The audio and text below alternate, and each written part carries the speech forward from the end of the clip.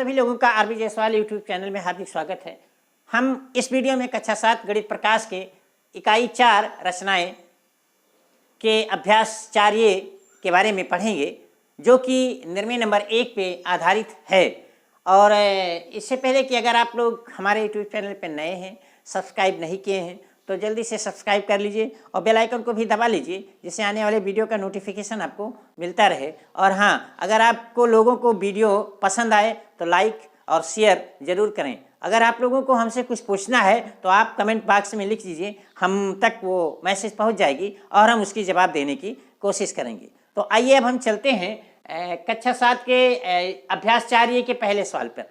देखिए, पहला सवाल दिया गया है कि 6 सेंटीमीटर माप के एक रेखाखंड को प्रकार और पटरी की सहायता से 2 बराबर भागों में विभाजित कीजिए। देखिए, निर्णय नंबर 1 यही दिया ही गया था कि किसी रेखाखंड को, दिए हुए रेखाखंड को पटरी और प्रकार की सहायता से 2 बराबर भागों में कैसे विभाजित किया जाता है। तो वो आप इसके पहले वाले वीडियो में आप देख चुके हैं। और इस वीडियो में यहाँ देखिए दिया गया है कि यहाँ देखिए इसकी 6 सेंटीमीटर माप की दे दी गई, रेखा की लंबाई दे दी गई। निर्णय में रेखा की लंबाई नहीं दी गई थी और यहाँ देखिए रेखा की लंबाई दी गई कि 6 सेंटीमीटर माप की एक रेखा खींच लीजिए और पटरी और प्रकार की सहायता से उसे विभाजित कर लीजिए। तो आइए देखिए, हम 6 सेंटीमीटर के पहले एक रेखा खींच लेते हैं। आप पटरी की सहायता से ये देखिए 6 सेंटीमीटर जो इसमें दिए गए होते थे, 6 सेंटीमीटर की एक रेखा आप ऐसे रख के खींच सकते हैं। हमने यहाँ 6 इंच की खींची है कि चूंकि बोर्ड पे आप लोगों को दिखाई दिए, आप तरीका समझ जाएं।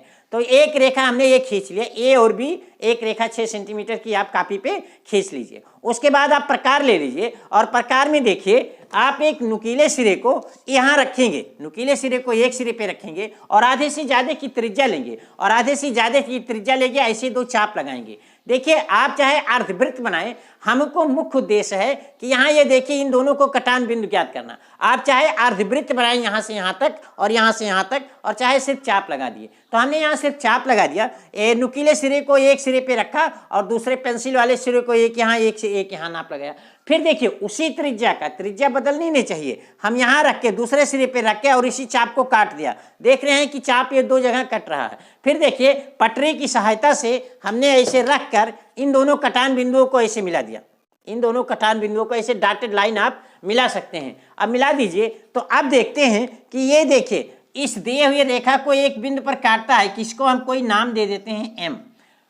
तो यही इसका अर्थ मतलब बिंदु हुआ, मध्य बिंदु हुआ, जो कि इन रेखाओं को 2 बराबर भागों में बांटता है। आप इसके लिए आप देख सकते हैं पटरी से नाप कर भी वेरीफाई कर सकते हैं। देखिए 6 सेंटीमीटर की थी, 3 इधर हो गया और 3 इधर हो गया। तो यही आपका इस तरह से आप बना सकते हैं। सवाल नंबर 2 कहते हैं कि 3 सेंटीमीटर त्रिज्या का एक वृत्त जिसका केंद्र O है, अपनी अभ्यास पुस्तिका पर खींचिए, जिसमें 2 जीवाएं AB और CD खींचिए जो आपस में समानांतर न हो, और इन जीवाओं के लंब समद्विभाजक खींचिए। ये दोनों समद्विभाजक किस बिंदु पर काटेंगे? ये सवाल कहते हैं कि आप अपनी अभ्यास पुस्तिका में 3 सेंटीमीटर त्रिज्या का एक वृत्त खींचिए। तो सबसे पहला काम आप कीजिए कि 3 सेंटीमीटर त्रिज्या नाप लीजिए प्रकार में और एक वृत्त बना लीजिए। नापे कैसे गए? आप पटरी की सहायता से देखिए, पटरी रखकर और यहाँ देखिए 1 सेंटीमीटर पे ये वाला नुकीला सिरा रख देंगे और 3 सेंटीमीटर पे ले जाके ये वाला बढ़ा के आप कर देंगे। ठीक है, तो 3 सेंटीमीटर ये आप नाप लेंगे। नापने के बाद 3 सेंटीमीटर रख के ये त्रिज्या का एक वृत्त आप बना लेंगे कॉपी पे। जैसा कि देखिए हमने ये बना दिया है, 3 सेंटीमीटर त्रिज्या का एक वृत्त बना दिया है। वास्तव में ये 3 सेंटीमीटर नहीं ज़्यादा का है, लेकिन हम आपको समझाने के लिए, आप चूंकि हमको बड़ा बोर्ड पे बनाना पड़ता है, बड़ा बनाए हैं, तो आप 3 सेंटीमीटर नाप कर बनाइएगा। तो 3 सेंटीमीटर नाप का आप ये देखिए एक वृत्त हमने बना लिया। सबसे पहला काम क्या? सबसे पहला काम यही किया कि 3 सेंटीमीटर त्रिज्या का आप एक वृत्त बनाइए। चलिए, एक वृत्त 3 सेंटीमीटर त्रिज्या का आप ये बना लेंगे। जैसा कि देखिए एक 3 सेंटीमीटर ये इस एक वृत्त हमने बनाया है। उसके बाद ये काम करना है, कहते हैं कि कोई 2 जीवा लीजिए AB और CD जो कि समानांतर ना हो। तो देखिए एक जीवा हमने ये खींच दिया, A और B एक जीवा खींच दी और दूसरी जीवा खींच दी C और D।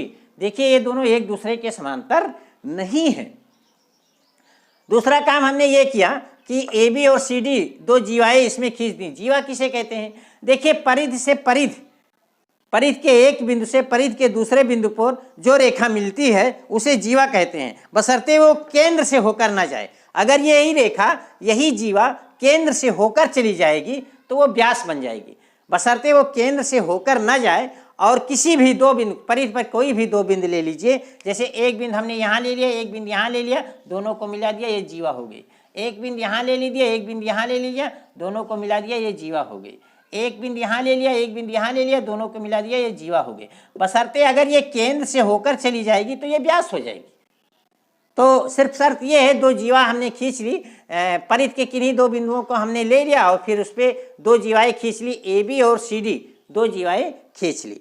उसके बाद ये कहते हैं कि इन दोनों जीवाओं का लंब समद्विभाजक रेखा खींची। तो देखिए, अभी जो निर्णय नंबर 1 में आप पढ़े हैं कि लंब समद्विभाजक रेखा हम कैसे खींचते हैं। देखिए, ए पे ए और बी एक जीवा है, तो इसका हम आधे से अधिक की त्रिज्या लेंगे। देखिए, बी सिरे पे नुकीला सिरा रखेंगे और आधे से अधिक त्रिज्या लेंगे, एक चाप यहाँ लगाएंगे, एक चाप इधर लगाएंगे।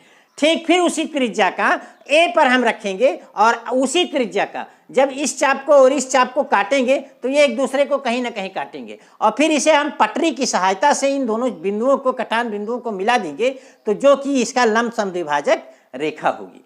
ठीक इसी प्रकार से सी और डी का भी हम लंब समद्विभाजक रेखा खींचेंगे। पहले सी पर रखकर आधे से अधिक त्रिज्या का चाप लेकर चाप लगाएंगे, तो एक यहाँ लगा और एक यहाँ लगा। फिर उसी त्रिज्या को अगर हम डी पर नुकीला सिरा रखकर चाप लगाएंगे तो दोनों एक दूसरे को जहाँ काटते हैं वहाँ से हमने क्या किया, वहाँ से हमने पटरे की सहायता से मिला दिया। अब मिला दिया, अब आप देखते हैं मिलाने के बाद इसका लंब समद्विभाजक रेखा देख ले, इसकी लंब समद्विभाजक रेखा और इसका लंब समद्विभाजक रेखा कहाँ काटते हैं, केंद्र पर ही काटते हैं।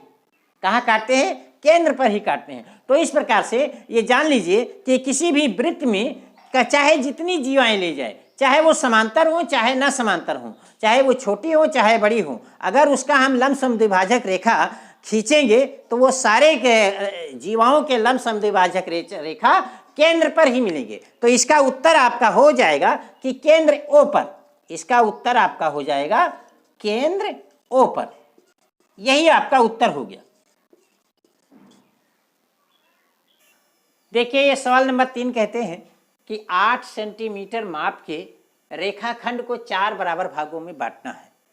तो सबसे पहले आप 8 सेंटीमीटर लंबी एक रेखा कॉपी पर खींच लीजिए। हमने देखिए एक रेखा ये खींच ली है और आपको समझाने के लिए एक रेखा ये खींच लिया।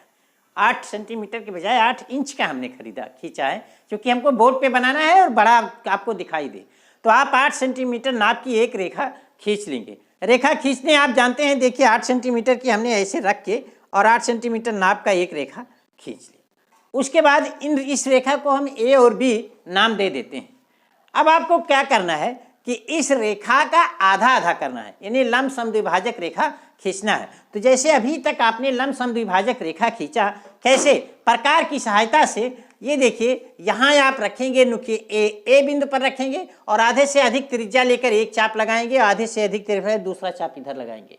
फिर उसी त्रिज्या को हम नुकीला सिरा पे बी पे रखेंगे और आधे से उसी त्रिज्या को हम इसी चाप को काटेंगे, तो ये यहाँ काटेगा और ये यहाँ काटेगा। आप देख रहे हैं कि ये देखिए एक दूसरे दोनों चाप एक दूसरे को यहाँ काट रहे हैं। इन दोनों बिंदुओं को हम पटरी की सहायता से रख के और मिला देंगे। अब मिला देते हैं तो देखिए, ए जो मिलाने के बाद में ये लंबार्धक रेखा है बिंदु एम पर इस रेखा को काटती है, इस रेखा को काटती है। अब आप देख रहे हैं कि 8 सेंटीमीटर की रेखा 2 बराबर भागों में बट गई। एक भाग आपका एम हो गया, दूसरा भाग आपका बीएम हो गया। एक भाग आपका ए से लेके एम तक हो गया, दूसरा भाग आप बी से एम तक हो गया। आप इसे देख भी सकते हैं कि नाप कर देख सकते हैं कि बराबर है कि या नहीं है, तो ये बराबर होगा। उसके बाद देखिए, जब आपके पास ये रेखा 2 बराबर भागों में बट गई, अब आपके पास 2 रेखाएं हो गई। एक रेखा हो गई क्या, ए एम, और दूसरी रेखा हो गई बी एम। तो इन्हीं रेखाओं का हम फिर से लंबार्धक खींच देंगे और अब लंबार्धक खींचेंगे तो ए एम का लंबार्धक खींचने के लिए क्या करेंगे, ए को केंद्र मानकर और आधे से ज्यादा की त्रिज्या लेकर हम एक चाप यहाँ लगाएंगे और दूसरी चाप नीचे लगाएंगे और पहले एक चाप ऊपर लगाएंगे और दूसरी चाप नीचे लगाएंगे। जैसे आधे से ज़्यादा की त्रिज्या लेकर एक चाप ऊपर लगाएंगे, दूसरी चाप नीचे लगाएंगे। ठीक उसी त्रिज्या का हम M बिंदु पर रखकर उसी चाप को काटेंगे तो देखिए ये 2 बिंदुओं पर, और फिर नीचे वाले को काटेंगे तो 2 बिंदुओं पर काट रही है। फिर पटरे की सहायता से हमने इसको मिला लिया। फिर यही प्रक्रिया हमने इसमें किया, MB किया। तो B को केंद्र मानकर आधे से अधिक त्रिज्या लेकर एक चाप लगाया, फिर नीचे चाप लगाया। फिर उसी त्रिज्या को B को केंद्र मानकर चाप लगाया, एक ऊपर चाप लगाया और नीचे वाले चाप को काटा। आप देख रहे हैं ये दोनों एक दूसरे को काट रहे हैं। तो एक दूसरे को ये जहाँ काट रहे हैं इनको हमने पटरी की सहायता से मिला दिया। अब मिला दिया, अब आप देख रहे हैं कि ये रेखाएं 4 बराबर भागों में विभक्त हो गई, 4 बराबर भागों में विभक्त हो गई। आप चाहें तो इस डिवीडर की मदद से आप क्या नाम से इसे नाप सकते हैं। देखिए इसका प्रयोग डिवाइडर, आप प्रकार बॉक्स में ये चीज़ जिसमें दोनों नुकीले सिरे होते हैं, इसका प्रयोग बहुत कम देखा होगा आपने, या आप लोग शायद ना जानते हो। तो जान लीजिए इसे हम डिवाइडर कहते हैं। क्या कहते हैं? डिवाइडर मतलब मापना। तो इसे हम इसकी सहायता से मापेंगे। तो चलिए एक को देखिए, हमने ये ले लिया,